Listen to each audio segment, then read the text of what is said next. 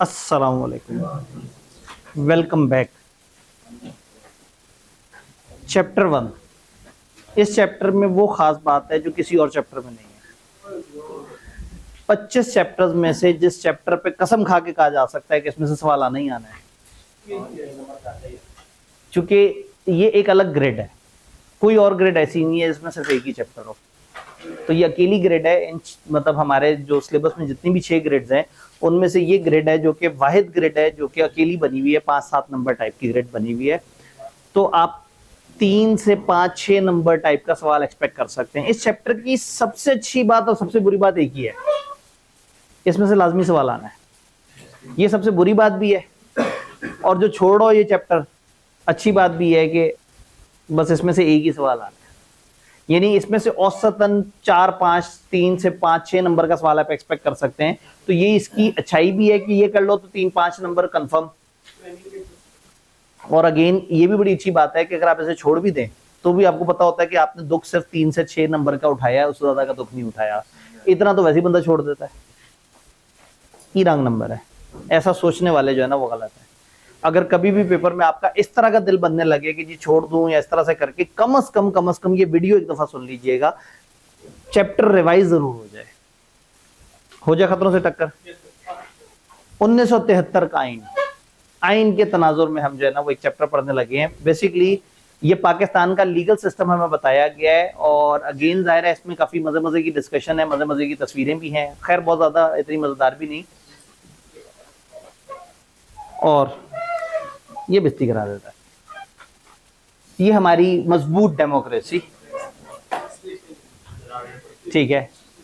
Democracy में normally 4 pillar होते हैं। जब भी किसी भी मुल्क में डेमोक्रेसी की बात की जाती है तो कुछ लेजिस्लेटर होता है जो कानून बनाते हैं, कुछ एग्जेक्टिव्स होते हैं जो कानून को इम्प्लीमेंट करते हैं, एक जुडिशियल सिस्टम है जो कानून को इंटरप्रेट करता है, और एक मीडिया है जो लोगों को बताता है गलत क्या हो रहा है, सही क्या हो रहा है, और लोगों की आंखें खोलता है।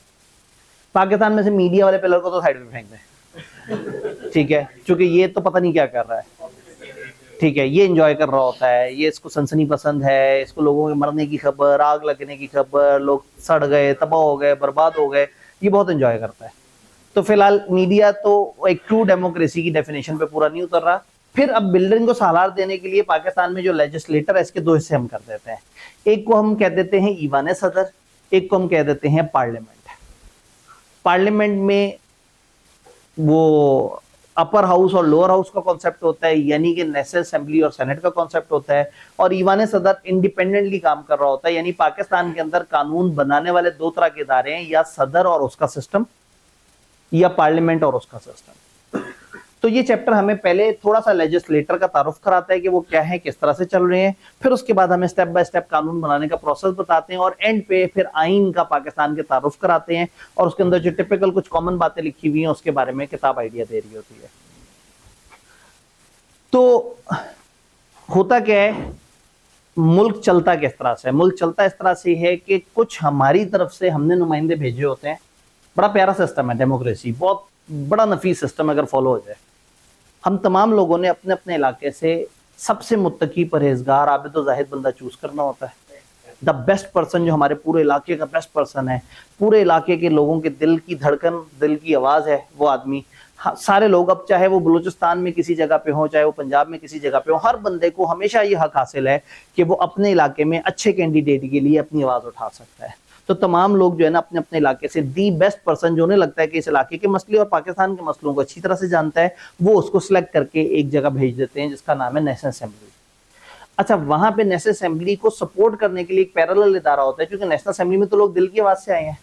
तो हो सकता है एक बंदा अपने इलाके में बड़ा मुखलिस हो तो लोगों ने उसे भेज दिया हो, लेकिन शायद उसे कानून साजी ना आती हो, शायद उसको ये चीजों का ना पता हो। तो एक और बॉडी बनाई जाती है सेनेट, जिसमें ज्यादातर टेक्नोक्रेट्स होते हैं। टेक्नोक्रेट्स का फायदा ये होता है कि उनको कानून वगैरह का पता होता है, तो वो कानून साजी वगैरह में थोड़ा सा इस बॉडी को सपोर्ट कर देते हैं। दूसरा, नेशनल असेंबली में प्रॉब्लम ये है कि हर सूबे की जितनी पॉपुलेशन है उस हिसाब से सीटें होती हैं।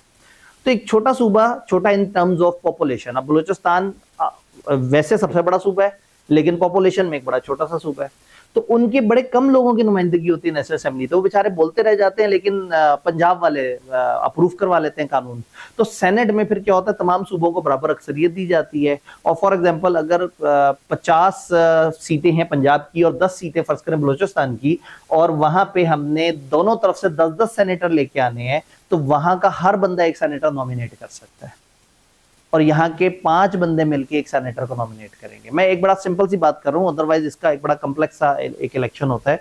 तो होगा ये कि हमारे वोटों से ये लोग आएंगे और हमारे लाए हुए लोगों के वोटों से सेनेटर्स आएंगे, और फिर सेनेटर्स और ये मिलके काम करेंगे। अब ऐसा ना हो कि सेनेट में भी वही लोग आए जो नेशनल असेंबली वगैरह में जिनकी अक्सरियत है। तो ऐसे में एक तो सूबों को बराबर अक्सरियत देती, दूसरा सेनेट के हर 3 साल बाद इलेक्शन करा के उसकी आधी सीटों पे इलेक्शन करा लेते हैं।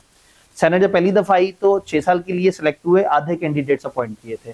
3 साल गुजरने के बाद बाकी आधे लोगों को सिलेक्ट किया गया, वो 6 साल के लिए आए। लेकिन जब 3 साल मजीद गुजरे तो जो शुरू वाले आए हुए थे, ये टाइमलाइन समझ आ रही है, डेट 0 से 6 ईयर तक कुछ लोग आए हुए हैं। 3rd ईयर पे कुछ आधे लोग और आए जो उससे अगले 6 साल के लिए आए हैं। तो जब हम 6ठे साल पे पहुंचेंगे तो जो पिछले 0 पे आए थे वो रिटायर हो रहे होंगे, और जो 3 पे आए थे उनका भी आधा टेन्योर हुआ होगा। यहाँ आधे बंदे आ जाएंगे अगले 6 साल के लिए, तो हर 3 साल बाद आधे बंदे रिवाइज हो जाएंगे। तो पाकिस्तान में हुकूमतें भी तकरीबन कोई 2-3, 4-5 साल में गोल गोल घूम रही होती हैं। At any given time senate में मौजूदा हुकूमत के नुमाइंदे भी होंगे, पिछली हुकूमत के भी नुमाइंदे होंगे, विफाक की भी नुमाइंदगी होगी, सूबों की भी नुमाइंदगी होगी, टेक्नोक्रेट्स भी होंगे, उलमा भी होंगे, स्पेशलिस्ट स्किल्स रखने वाले भी होंगे। तो ये और नेशनल असेंबली मिलकर कानून साजी करेंगे और मुल्क को कानून देंगे। जब मुल्क को ये कानून बना के दे देंगे, एक फ्रेमवर्क बना के दे देंगे, तो फिर मुल्क उस कानून को इंप्लीमेंट करेगा। कैसे? एग्जेक्टिव्स के थ्रू, जिसका पाकिस्तान में मशहूर नाम है एस्टेब्लिशमेंट।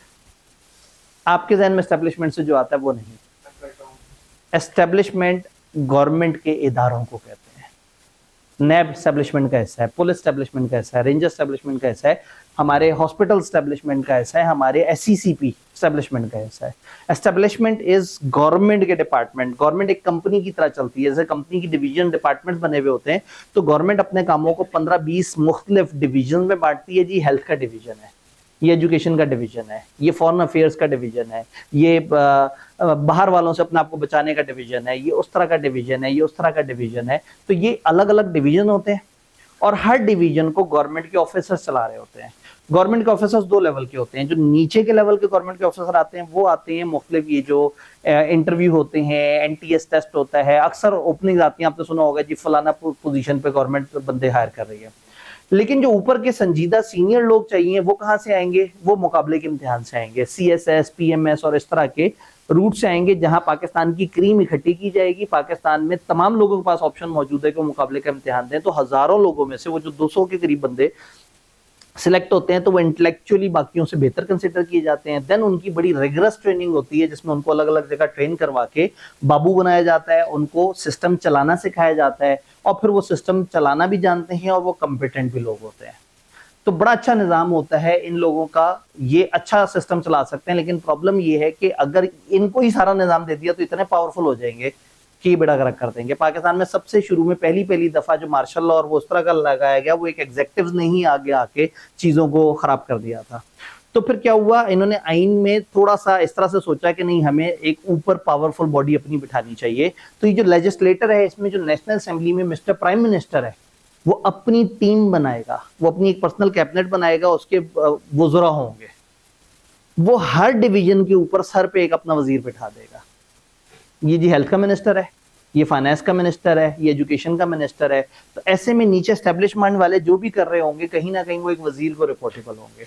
इससे क्या होगा, जो लेजिस्लेटर है उनका इख्तियार रहेगा और उनका नुमाइंदा वहां मौजूद होगा। ये लोग पढ़े लिखे अच्छे तरीके से काम कर रहे हैं, इनमें से कुछ लोग पढ़े लिखे हैं, कुछ लोग पढ़े लिखे नहीं है, लेकिन निज़ाम इस तरह से बनाया कि इन्होंने काम करना है, इन्होंने मॉनिटर करना है, इन्होंने कानून साजी करनी है, इन्होंने उसकी इम्प्लीमेंटेशन करनी है। तो फिर जो कानून नाफिज हुए उसमें कहीं जुल्म हो गया होगा, कहीं किसी के साथ नाइंसाफी हो रही हो, कहीं गवर्नमेंट कर रही होगी नाइंसाफी, कहीं इनकी तरफ से गड़बड़ हो रही होगी, कहीं गवर्नमेंट के ऑफिसर्स की तरफ से गड़बड़ हो रही होगी, कहीं लोग एक दूसरे के साथ बुरा कर रहे होंगे। तो फिर आ जाती है जुडिशरी हिफाजत करने के लिए, केसेस को सुनने के लिए। और जब लोगों के साथ नाइंसाफी हो रही है उनको इंसाफ देने के लिए। डेमोक्रेसी कब मजबूत होगी, पाकिस्तान कब मजबूत होगा, जब हर पिलर अपना काम जानता होगा। कानून बनाने वालों को पता होगा कि उन्होंने कानून बनाना है और कुछ नहीं करना। कानून इंप्लीमेंट करने वालों को पता होगा उन्होंने बस ऑर्डर्स मानने हैं, उन्होंने अपनी तरफ से कुछ नहीं करना। जब इनको पता होगा कि हमने हमेशा मेरिट पे, इंसाफ पे फैसला करना है, तो जब वो कानून बनाने वाले सही कानून बनाएंगे, ये उसे इंप्लीमेंट सही करेंगे, ये उसके ऊपर इंसाफ सही से करेंगे, माशरा खूबसूरत तरीके से चलेगा। एंड जब ये सही पिक्चर दिखाएंगे, प्रॉब्लम ये है कि हर पिलर के अंदर अपनी अपनी कुछ दरारें हैं, अपने अपने कुछ मसलों मसाइल है।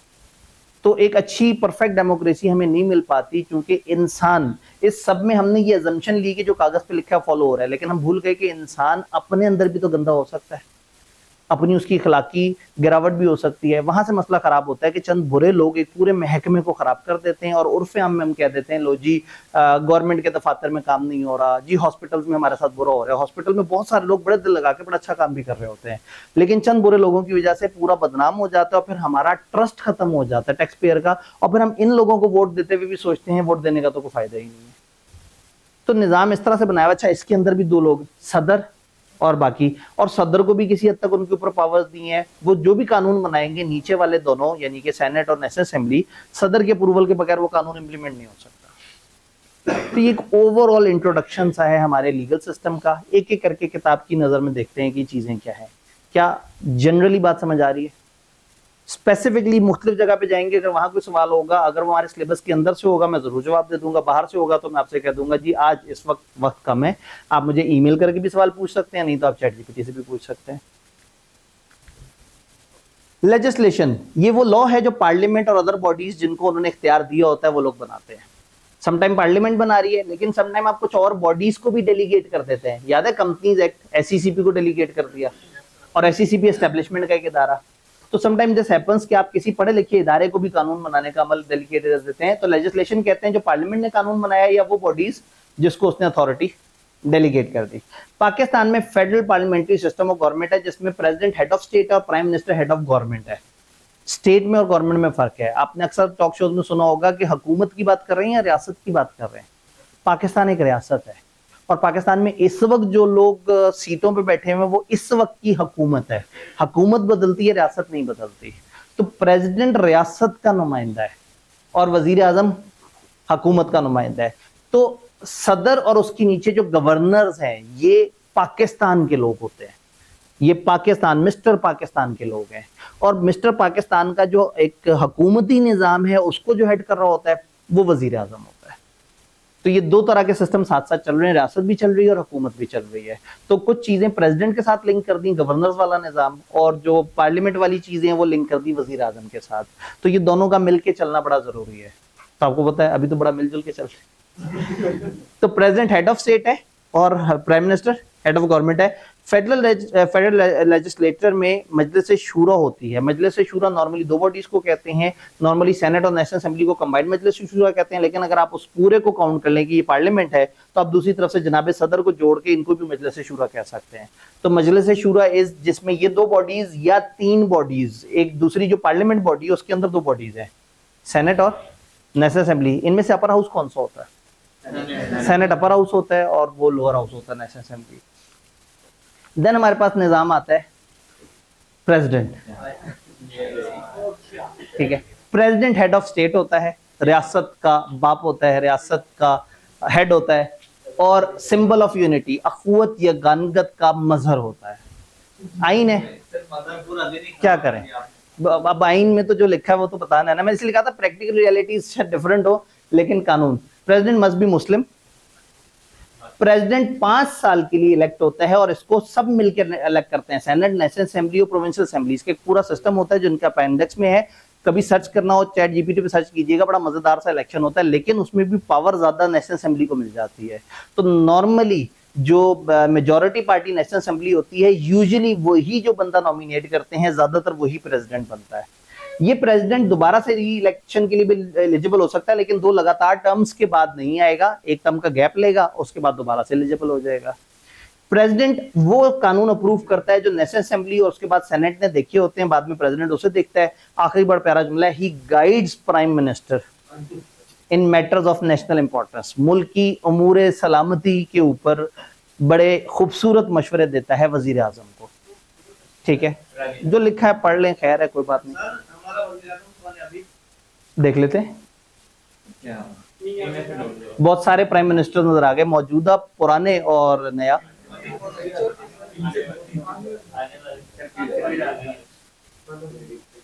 अब आप कहेंगे सर ये क्या बात कर दी। मैंने एक दफा ये तस्वीर लगाई थी और शहबाज शरीफ की तस्वीर यहाँ दिखाई थी, उसको वो वजीर आजम नहीं था। मैंने इसी तरह से सदर में एक दफा ना जरदारी की तस्वीर दिखाई थी, तो लोग तड़प गए थे कि ये कैसे पॉसिबल है। मैंने कहा जी सब पॉसिबल है, तो ये तस्वीर याद रखनी है और फिर मुझे मेल करके बताना है कि सर आपने बताया था, हमें नहीं समझ आई थी। इसी टेन्योर में आखिरी 1-1.5 साल में कुछ अरसे के लिए आप एक्सपेक्ट कर सकते हैं। भाईजान मुल्क में कुछ भी हो सकता है जी,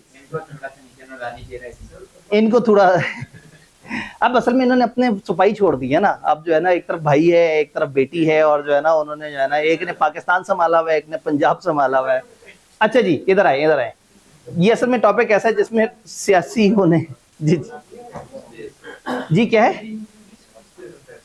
ये किस ले आपने नहीं देखा इसे? हाँ ये सोचना पड़ेगा। हाँ काकड़ तक तो याद है, इन वारों काकड़। तो कभी कभी कुछ ऐसे लोग भी होते हैं जो बेचारे गुमनाम होते हैं। अब देखे ना बिलावल, मासूम क्यूट सा, ठीक है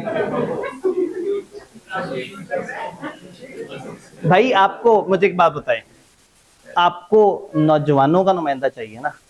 इमरान खान 75 साल का, जरदारी 71 साल का, नवाज शरीफ 72-73 के आसपास का, ठीक है। मरियम नवाज भी मेरे ख्याल में 55-50 नहीं नीचे होगी। हाँ ये गड़बड़ हो गई थोड़ी सी, 40 से 50 के दरमियान होगी कहीं ना कहीं, ठीक है। तो नौजवानों का नुमाइंदा यही है, जेन जी को ये समझता है, यही चाहिए जेन जी को, जो है ना। ये बेबी बूमर्स वाले जमाने के वो हैं वजीर आजम, जो हमारे से बड़े लोग थे। हमारे जमाने का वजीर आजम ये, और ये आपके जमाने का वजीर आजम ये भाई अब तो मिल गया, अब कुछ नहीं हो सकता, आगे चलते हैं। मैं आपकी जज्बात की कदर करता हूं, लेकिन भाईजान पाकिस्तान में सब पॉसिबल है, ठीक है। Prime minister elected by majority national assembly की मेजॉरिटी प्राइम मिनिस्टर को इलेक्ट करती है नहीं अभी उसको टाइम है, उससे जल्दी तो शायद अफरीदी आ सकता है ना। तो इसलिए अभी जरा थोड़ा सा टाइम है। ये भी डिपेंड करता है कि वो छोटे अंकल टॉम क्या सोच रहे हैं। फिर वो इंडिविजुअल जिसको उन्होंने सिलेक्ट किया होता है, मिस्टर प्रेसिडेंट उससे हल्फ उठवा के और उसको प्राइम मिनिस्ट्री दे देते हैं। फिर प्राइम मिनिस्टर की अपनी एक फेडरल कैबिनेट होती है, वुज़रा और मुशाहिर की एक लंबी कैबिनेट होती है, ठीक है। आप देखिए मैंने आपके लीडर को की तस्वीर इस्तेमाल की है, आप बाद में नाराज होते हैं। असल में मैं ढूंढ रहा था कि मुझे कोई ऐसी तस्वीर मिले जिसमें सबसे ज्यादा वजीर मशीर हो, तो सबसे बड़ी कैबिनेट इमरान खान की थी, क्योंकि इसने आने से पहले कहा था कि बहुत ज्यादा फजूल खर्ची है, मेरी सबसे छोटी कैबिनेट होगी। तो उसके बाद तारीख की सबसे बड़ी कैबिनेट जो है ना इसकी थी। हो सकता है किसी और की माजी में 50-60 साल पहले हुई हो। तो ये जो है ना वो सारे वजीर मुशीर वगैरह होते हैं जो वजीर आजम के साथ होते हैं। Prime minister assisted by federal cabinet. ये council of minister appointed by president on advice of prime minister, advice करता है और फिर प्रेसिडेंट जो है उनसे हल्फ ले लेता है। Federal minister are supported by secretaries and other government officer. हर बंदे के नीचे मिनिस्ट्री है, मिनिस्ट्री में एक पूरा डिवीजन या डिपार्टमेंट है। विफाक में डिवीजन बोल देते हैं और सूबे में डिपार्टमेंट बोल देते हैं। उस डिपार्टमेंट के ऊपर एक सेक्रेटरी बैठा है, फिर उसके साथ नायब सेक्रेटरी वगैरह, और फिर नीचे उनके निजाम है। ये सीएसएस ऑफिसर हैं और सबसे नीचे वो वाले लोग हैं जो कि नॉर्मल टेस्ट वगैरह और नॉर्मल तरीके से जो गवर्नमेंट की जो पोस्टें आती हैं उसमें अप्लाई करते हैं और अपनी किसी और क्वालिफिकेशन की वजह से वहां पर जा रहे होते हैं, ठीक है। इन लोगों की तालीम क्या होनी चाहिए, इनकी क्या कंपिटेंस होनी चाहिए, इनकी सिर्फ एक कंपिटेंस होनी चाहिए, ये प्राइम मिनिस्टर के दोस्त होने चाहिए और कोई मेयार नहीं है। अनफॉर्चुनेटली कोई मेयार नहीं है। यानी कि हम प्रॉब्लम कहाँ हो रहा है, स्टैब्लिशमेंट में आपने इंतहाई पढ़े लिखे लोग बिठा दिए और उनको काम करने का कहा, और ऊपर एक अनपढ़ इंसान को बिठा दिया जो अपनी यारियां दोस्तियां निभाने के चक्कर में पूरे के पूरे डिपार्टमेंट को बिल्कुल तबाह करके रख देता है, जिस वजह से स्टैब्लिशमेंट अपनी सारे जबरदस्त स्किल्स सेट के साथ भी काम नहीं कर पाती। स्टैब्लिशमेंट में कोई एक आध जरा ज्यादा मजबूत इदारा हो तो वो बगावत कर देते हैं, बाकी लोग बगावत उस तरह से कर नहीं पाते। बगावत किस तरह से होती है? मैं अगर पाकिस्तान का आपको स्ट्रक्चर बताऊं, सबसे ऊपर सदर, सदर के नीचे पार्लियामेंट, पार्लियामेंट में वजीर आजम, वजीर आजम के नीचे उसका एक वजीर उस मिनिस्ट्री का, मिनिस्ट्री ऑफ डिफेंस का, उस वजीर के नीचे सेक्रेटरी, सेक्रेटरी के नीचे chief of all the forces, उसके नीचे chief of one specific force, 7वें लेवल पे। हिरार्की यही है। सेक्रेटरी कौन होते हैं? ये जो मिनिस्ट्री को हेड कर रहे होते हैं ना, एक तो वो बंदा होता है ना जो वजीर है, वजीर तो सिंबॉलिकली सर पे बैठा होता है, तो गरीब को पता भी कुछ नहीं होता, लेकिन जो सीएसएस वगैरह ऑफिसर्स का जो सेट है उसमें जो उस डिपार्टमेंट का सबसे ऊपर का बंदा है जो असल में डिपार्टमेंट चला रहा होता है, वो सेक्रेटरी होता है, सेक्रेटेरियल प्रैक्टिसेस कर रहा होता है वो। जी क्या चीज? जी हाइब्रिड निजाम से क्या मुराद है? सदारती निजाम? फिर नहीं, मैं तो वो बताऊंगा ना जो लिखा हुआ है। That is very different from any uses और कस्टम जो कि मार्केट में चल रही है। सर अभी जो आपने ये 7 स्टेट गिनवाए, अभी इसको उल्टा कर दें। नहीं, इतना उल्टा तो नहीं है, सिर्फ एक आध बंदा आगे पीछे होता है अपनी पोजीशन से, बाकी लोग अपनी जगह खड़े रहते हैं। 5 साल इलेक्टेड हो जाते हैं तो 5 साल किसी ने भी पूरे नहीं किया, उसके पीछे क्या रीजन? जी इन्होंने कहा कि जी 5 साल के लिए अगर एक बंदा आया है तो 5 साल पूरे क्यों नहीं होते? इसलिए कि जब 3 साल गवर्नमेंट चल पड़ती है तो लोग बड़े आवाजार हो जाते हैं, उनको नए चेहरे देखने होते हैं, फिर लोगों को ना मतलब एहसास होता है कि नहीं मुल्क में कुछ गड़बड़ चल रही है, फिर तहरीकें चलती हैं, फिर शोर शराबे होते हैं, फिर मुख्तलिफ लोग कहते हैं कि पिछली दफ़ा अंकल टॉम से आपने दोस्ती की थी, इस दफ़ा अंकल टॉम से हम दोस्ती करेंगे, फिर जो है वो कुछ और मामलात होते हैं। फिर अगर ये साबित करना हो कि हम मौजूदा गवर्नमेंट के खिलाफ नहीं है, हाँ वजीर आजम ने कुछ सही नहीं किया तो उसको साइड पे कर देते हैं, कुछ अरसे के लिए एक और बंदा आ जाता है और फिर उसके बाद अगली दफ़ा किसी और को बारी मिल जाती है। हमारा पसंदीदा लीडर भी इसी तरह से एक दफ़ा अपनी बारी पे ही आया था, इसी तरह से सपोर्ट लेके आया था, उस टाइम पे आप लोग नहीं मानते थे, अब वो खुद बता देता है। तो बहरहाल निज़ाम बड़ा अजीब सा है, लेकिन दामन वक्त में गुंजाइश नहीं। आप कहेंगे कौन है ये दामन वक्त, ये क्या जो है ना, वापस आ रहा है। National assembly, seats for national assembly are determined on the basis of population of provinces, provinces की पॉपुलेशन पे सीटें होंगी। Members are elected for 5 years on the basis of direct vote by registered voter. Members, registered voter कौन है जी? आप लोग, मैं भी, जाहिर है। मेंबर जो है वो अपने लिए एक स्पीकर, डिप्टी स्पीकर और प्राइम मिनिस्टर को चूज करते हैं। मोस्ट इंपॉर्टेंट फंक्शन, मेरा दिल करता है 5-6 दफा अंडरलाइन करूं उनसे, most important function is law making and formulation of policy.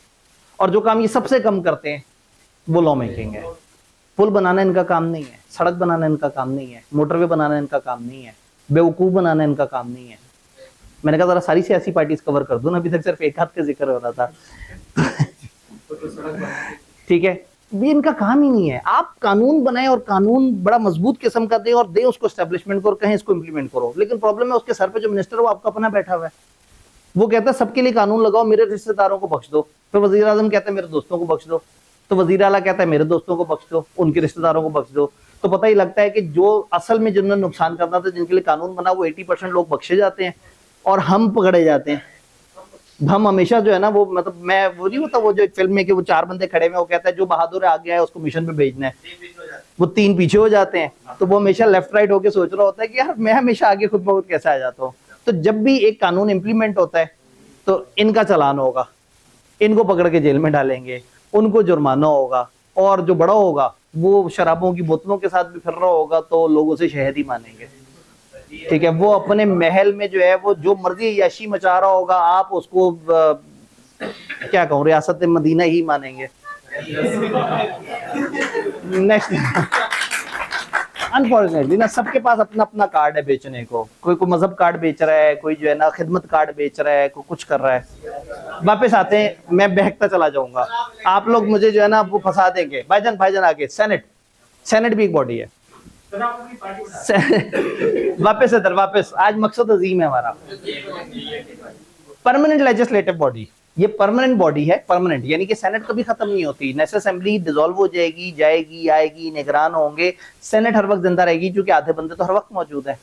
तो सेनेट 6 साल के लिए इसके मेंबर्स आते हैं और हर 3 साल बाद इसमें मेंबर्स रिटायर हो रहे होते हैं और आधे बंदे जो है वो दोबारा से सिलेक्ट हो रहे होते हैं।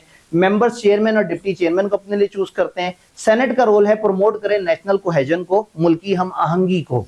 सपोर्ट करे। और वो जो फियर स्मॉलर प्रोविंसेस के हैं कि बिगर जो है वो डोमिनेट कर रहे होते हैं सारे प्रोसेस को, कि भाई पंजाब में जो तख्ते पंजाब जिसके पास है पूरा पाकिस्तान उसका, क्योंकि आधे से ज्यादा तो एमएनएस पंजाब के हो जाते हैं। तो इसलिए उस फियर को खत्म करने के लिए सेनेट में बराबरी दी जाती है सारे सूबों को, ताकि कानून साजी में हर सूबे की आवाज इक्वल लेवल पे आए सेनेट वाली साइड पे।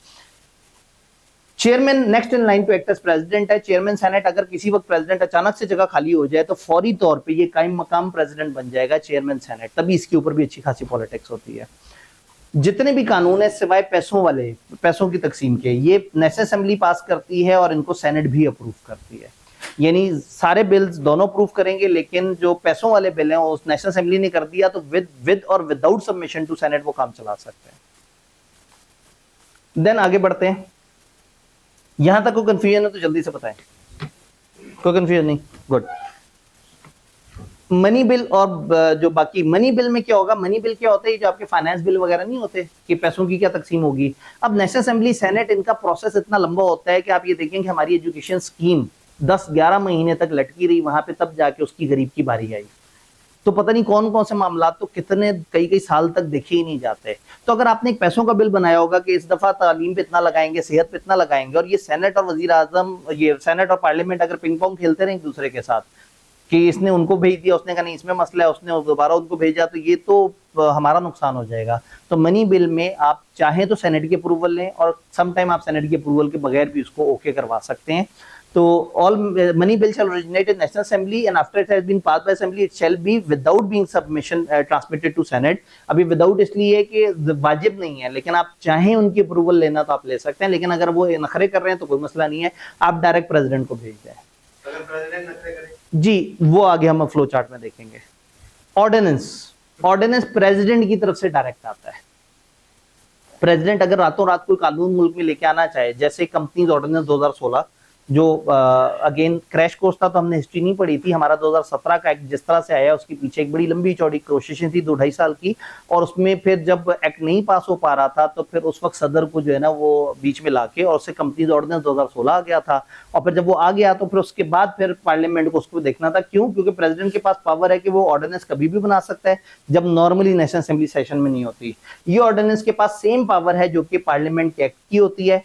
ऑर्डिनेंस लैप्स हो जाएगा 120 दिनों के अंदर अंदर, अगर 120 दिन गुजरने पे अगर 120 दिनों में पार्लियामेंट मौजूद हो और वो उसको अप्रूव नहीं कर रही। तो कहानी कुछ इस तरह से है।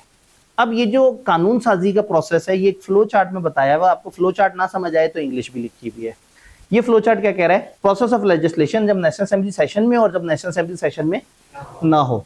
जब नेशनल असेंबली सेशन में नहीं, आसान सी बात है, प्रेसिडेंट आया, ऑर्डिनेंस बनाया, और ऑर्डिनेंस बनाने के बाद उसने इन दोनों को भेजा पार्लियामेंट को, पार्लियामेंट ने ओके करके फिर प्रेसिडेंट को कहा, प्रेसिडेंट ने कहा ओके डन, कानून बन गया। अगर नेशनल असेंबली सेशन में है तो मनी बिल में अकेली नेशनल असेंबली की पावर है, जबकि बाकी सारे बिल्स में, ये बिल क्या होता है?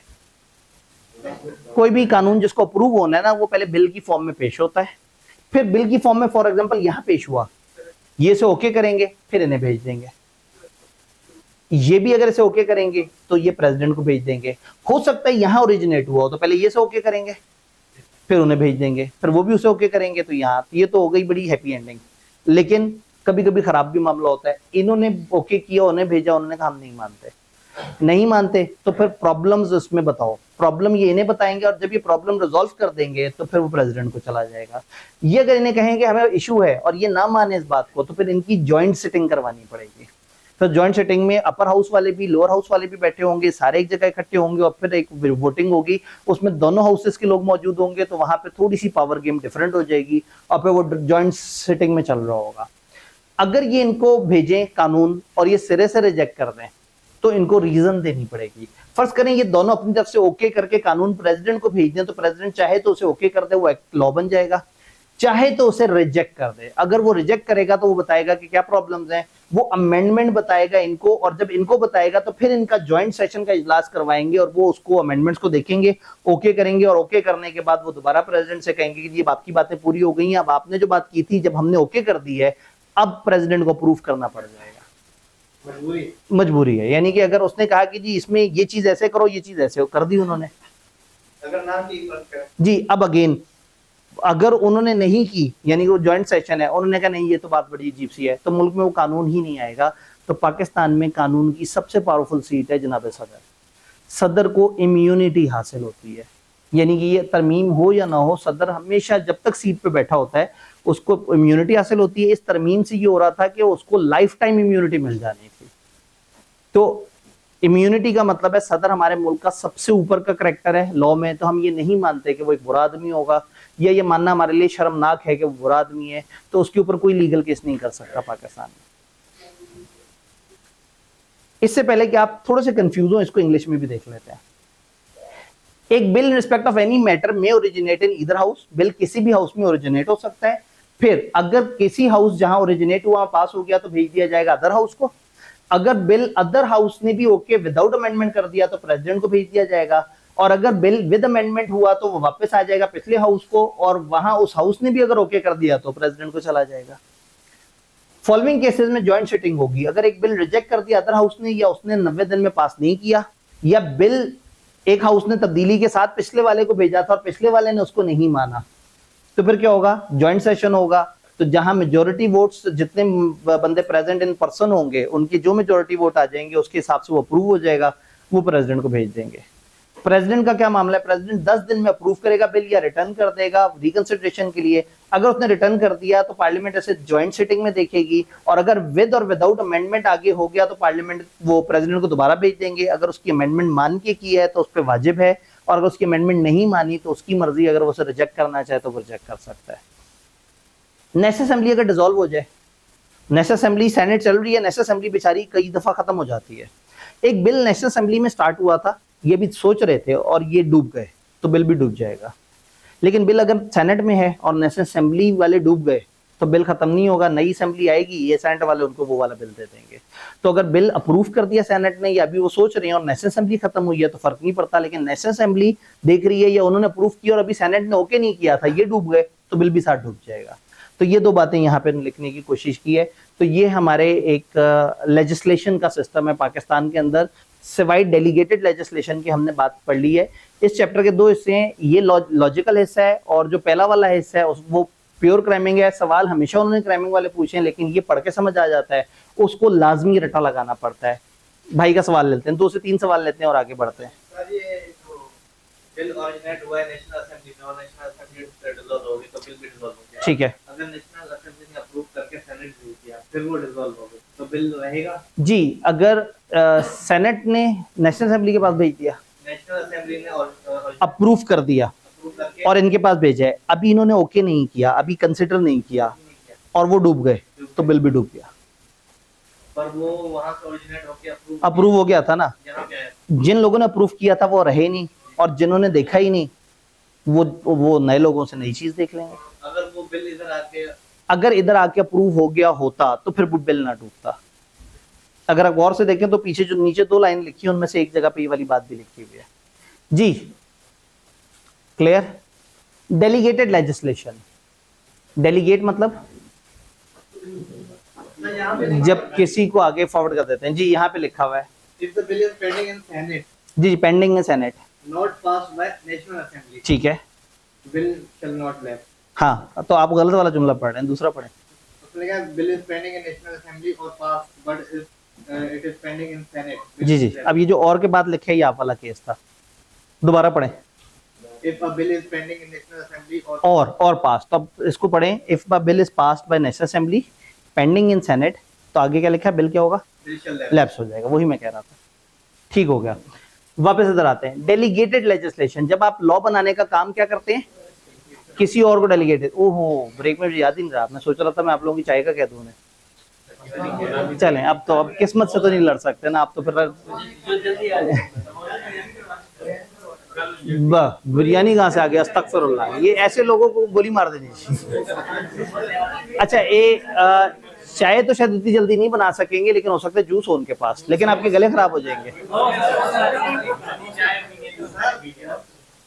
जी। अगर आप 5:30 तक क्लास करते तो सबको मैं बिरयानी खिलाऊंगा।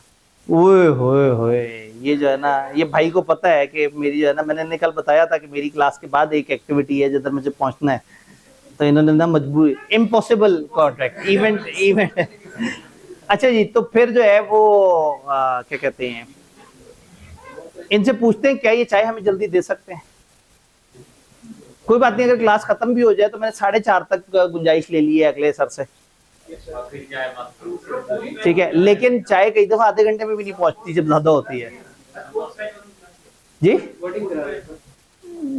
जूस पे आपको असल में मुझे बुरा लगता है कि सर्दियों में आपको जूस पिलाया जाए। समोसा बड़ी साफ चीज है। फिर उनसे पहली प्रेफरेंस क्या, असल में समोसे इतनी तादाद में एक वक्त में होते नहीं। पहली प्रेफरेंस चाय है। उनसे कहें अगर 20 मिनट में चाय आ सकती है तो चाय कर लें, नहीं तो समोसा और जूस में पहली प्रेफरेंस क्या है?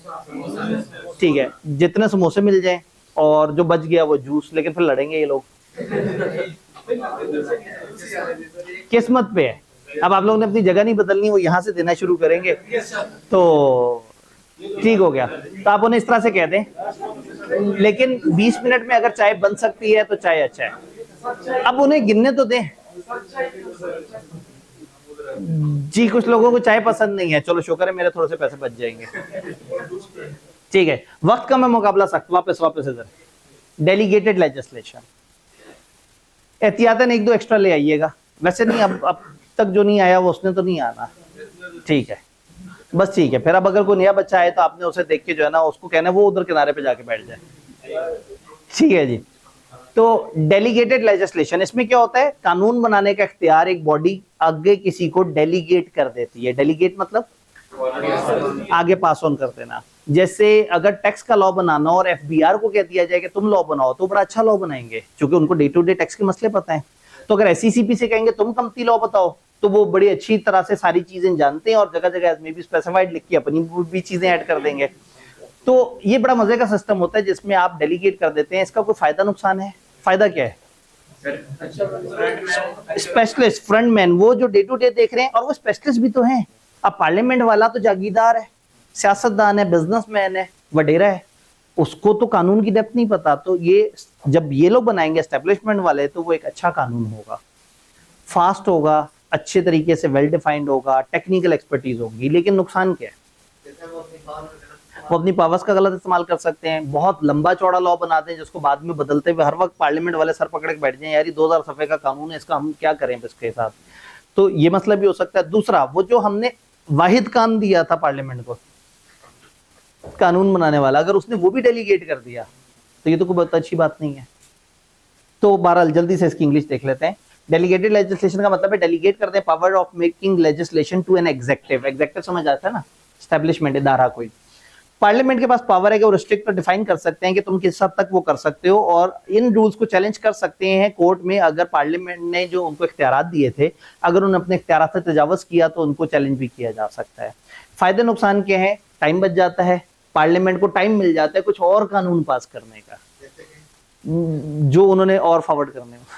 यानी कि ये फायदा ये है कि अगर उनके पास कानून का बहुत ज्यादा लोड है तो चलो कभी कभी डेलीगेट कर दें, लेकिन कभी कभी कानून का लोड ही नहीं होता फिर भी डेलीगेट कर देते हैं। एक्सपर्ट ओपिनियन आ जाती है, फ्लेक्सिबल होता है, इसको अमेंड करना है, इसको समझना, चूंकि उन्होंने एक्सपर्ट्स ने बनाया होता है तो वो जरा ज्यादा फाइन पीस ऑफ लॉ होता है। डिसएडवांटेज क्या है? It takes away law making away from the democratically elected members. Democratically elected member से आपने कानून साजी छीन ली और उठा के दे दी एक इदारे को, और इस तरह की जो लॉ मेकिंग है वो अनमैनेजेबल हो सकती है। इसको अप टू डेट रखना थोड़ा मुश्किल हो जाएगा क्योंकि इसमें चीजें काफी ज्यादा आ जाएंगी। ये चैप्टर का एक पोर्शन था जिसपे थोड़ा ज्यादा टाइम लगता है। दूसरा पोर्शन जिसमें रट्टा ही रट्टा है, अब उस तरफ आते हैं। यहाँ बेइज्जती हो जाती है। ये जी एक आखिरी सवाल, आजकल एआई का दौर है, तो सारे कानून उठा के एक ऐसा एआई बोर्ड बना के उसमें डाल दी जाए कि वो फैसला हर चीज। बड़ी मजेदार बात है। उन्होंने कहा सारे कानून उठा के एआई में डाल दें ताकि एआई जो है वो उस पर फैसला दे सके। तो जज तो यूज कर ही रहा है ना, कानून बनाने वाले भी यूज कर रहे हैं, लेकिन हम एआई को ऑफिशियली ये इजाजत नहीं दे रहे। नहीं ऑफिशियली नहीं, मतलब कि जो हमारे अच्छे मुफाद के लिए उसको यूज किया जाए। जी जी बिल्कुल, तो यूज कर रहे हैं लोग, कानून बनाने वाले उसे यूज कर रहे हैं, तो हमारा कोई मुफाद ही नहीं है। पेपर बनाने वाले उसे यूज कर रहे हैं, पेपर चेक करने वाले उसे यूज कर रहे हैं। हमारा तो कोई मुफाद आ ही नहीं रहा है। आ गया जब एआई ने पेपर चेक किया तो एआई थका हुआ नहीं है, उसने सारे बच्चों को एक जैसे तरीके से असेस किया।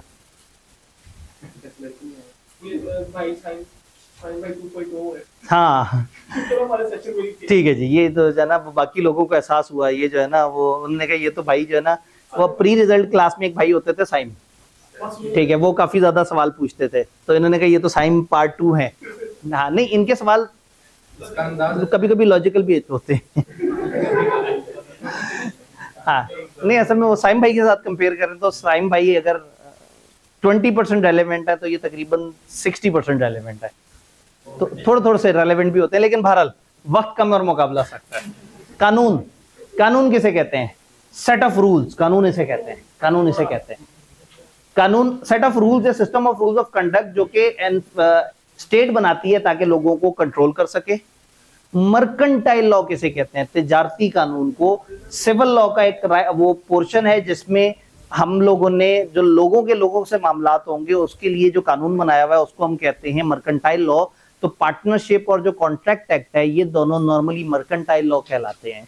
आई वाज एक्सपेक्टिंग कि जब आईकिया पेपर को 2 हिस्सों में डिवाइड करेगा और उसका नाम बिजनेस लॉ डायनेमिक्स रखेगा तो पहले पोर्शन को मर्केंटाइल लॉ बोलेगा और दूसरे को कंपनी लॉ बोलेगा, लेकिन उन्होंने अजीब कंफ्यूजन फैला दी कि पेपर का नाम बिजनेस लॉ डायनेमिक्स और फिर पहले पोर्शन को कहती है बिजनेस लॉ है, तो फिर दूसरा डायनेमिक्स होगा, क्योंकि बिजनेस लॉ डायनेमिक्स।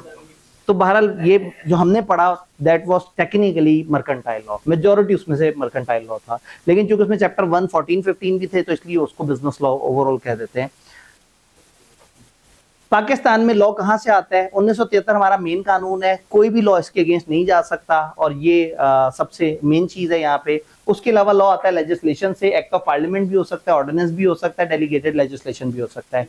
प्रेसिडेंट से आता है, कई दफा जजों वगैरह के पास एक पुरानी जजमेंट होती है जिसको वो यूज करते हैं और उसको रेफरेंस के तौर पर इस्तेमाल करते हैं, उसको कहते हैं हम प्रेसिडेंट। कभी कभी रिवायात, कस्टम्स और मुल्क का कल्चर भी कुछ कानून लेके आता है। फॉर एग्जांपल रमजान में अगर एक बंदा खाना खा रहा है सड़क के बीचों बीच तो शायद कानून में मना ना हो, लेकिन चूंकि वो जिस मुल्क में है वहाँ एक इस्लाम का निज़ाम है तो वहाँ लोग उस पर ऑफेंड हो सकते हैं, उसके बारे में डिस्कशन हो सकती है कि ऐसे बंदे को सजा मिलनी चाहिए या नहीं मिलनी चाहिए। तो कई दफ़ा कुछ कस्टम्स हैं, कुछ जगह आप जाते हैं कबीले ने रूल बनाए हुए होते हैं और वो इस इलाके के पूरे लोगों ने फॉलो करने होते हैं, तो कभी कभी कुछ रूल इस तरह से भी आते हैं और कभी कभी रूल ऐसे भी आते हैं जैसे कॉन्ट्रैक्ट एक्ट में 2 पार्टीज मिलकर आपस में कॉन्ट्रैक्ट कर लेती हैं।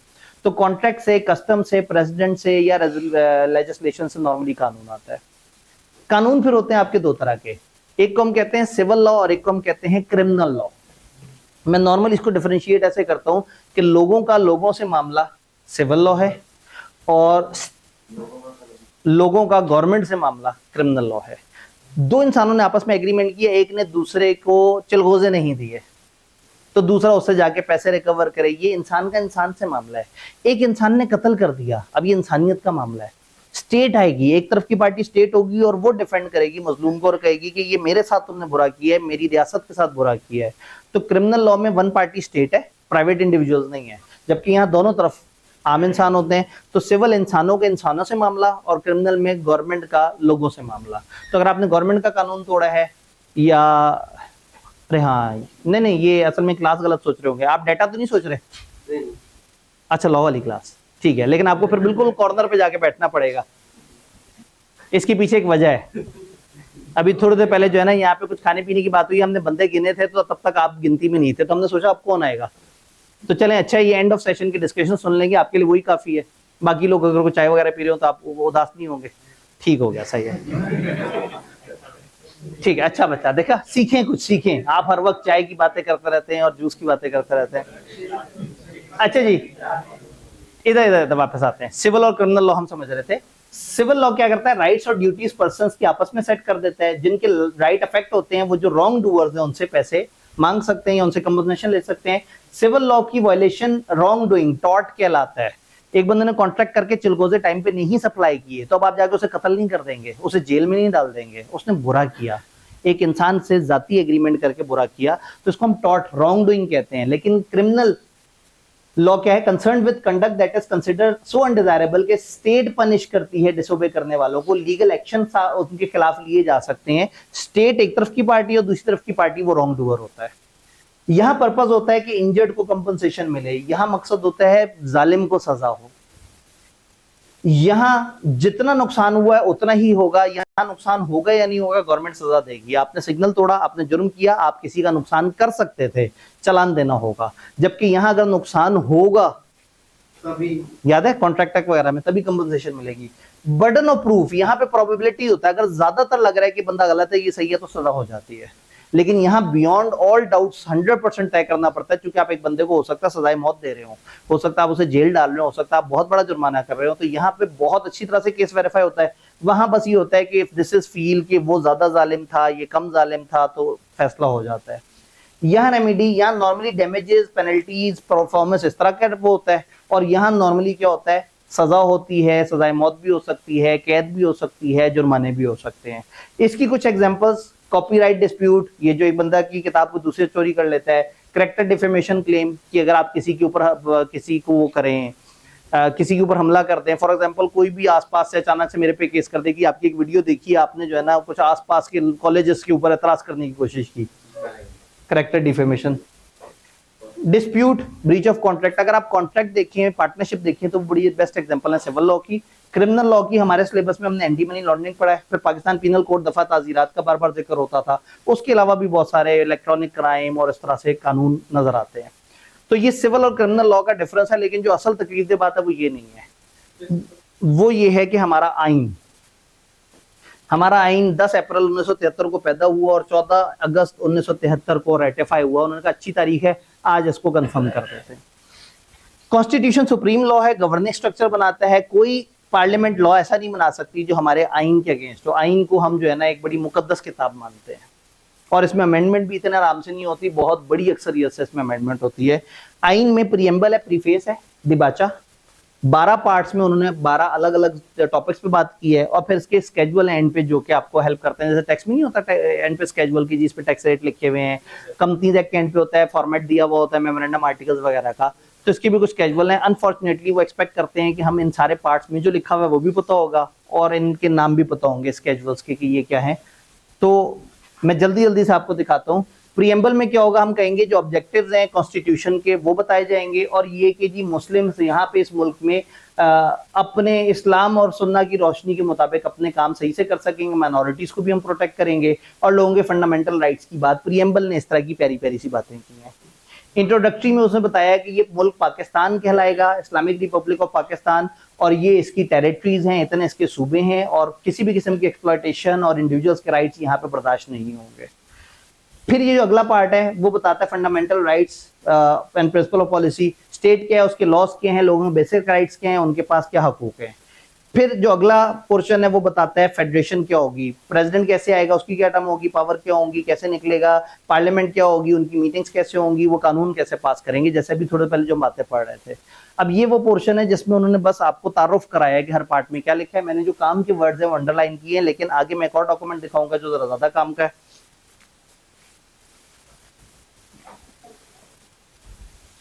प्रोविंसेस, एक दफा ना आप अगर ये बाहर इनके जो ऑफिस बॉय बैठे हैं उनसे कहें कि ये 4:30 तक ये वाली क्लास चल रही होगी, क्योंकि बाहर बच्चे जो आके वो परेशान हुए होंगे, सबने ग्रुप में मैसेज नहीं देखा होगा। उनसे कहते हैं कि ये हमारी क्लास 4:30 तक जा रही है, सर की स्तर से बात हुई है। हाँ जी, प्रोविंसेस के बारे में देखेंगे, प्रोविंसेस की क्या कंपोजिशन होगी, कौन विफाक होगा, कौन सूबे होंगे, सूबों का क्या ताल्लुक होगा, सूबों के आपस के ताल्लुकात क्या होंगे, कौन सा सूबा किसको क्या रिसोर्सेज प्रोवाइड करेगा, पैसों की सूबों की तकसीम किस तरह से होगी, auditor general of Pakistan overall चीजों को कैसे ऑडिट करेगा, वो सारी बातें। फिर हमारा जुडिशियल सिस्टम क्या होगा, वहां लोग कैसे आएंगे, अदालतों के जो जजेस हैं उनका क्या रूल्स होंगे, क्या सिस्टम होगा, क्या रेमुनरेशन होगी, क्या उनका निज़ाम होगा। देन इलेक्शन कैसे होंगे, चीफ इलेक्शन कमिश्नर की क्या जिम्मेदारियां होंगी। यानी आइन जो है ना वो तसल्ली से बता रहा है कि मुल्क कैसे चलेगा। यूं समझें पाकिस्तान के आर्टिकल्स ऑफ एसोसिएशन, तो यहाँ आइन के सेक्शन नंबर को हम आर्टिकल नंबर बोलते हैं। सुना होगा आर्टिकल 62-63, आर्टिकल 58(2)(b, तो ये बेसिकली हमारे इनको वो कहते हैं। यहाँ यू आर नॉट एक्सपेक्टेड कि आपको आर्टिकल नंबर पता हो, वो हो सकता है आपको कहें कि ये वाले पोर्शन में बताओ टिपिकली क्या बात हुई हुई है। तो इस्लामिक प्रोविजन में हम कहेंगे होली कुरान सुन्ना को फॉलो करेंगे, इस्लामिक काउंसिल जो है पाकिस्तान में काम करेगी। इमरजेंसी अगर मुल्क में आ जाएगी तो हमारे कौन कौन से बुनियादी हकूक को उठा के कचरे में फेंक देंगे और सबसे पहले पाकिस्तान को सोचेंगे। तो हमें हमारे घर से उठा के फेंक दे, क्योंकि मुल्क में वॉर हो रही है तो वो हक रखते हैं। मुल्क में वॉर हो रही है, वो जो है वो 15 दहशत गर्दों पे बम फोड़ते हुए हमें भी फोड़ दें तो वो हक बजाने पे।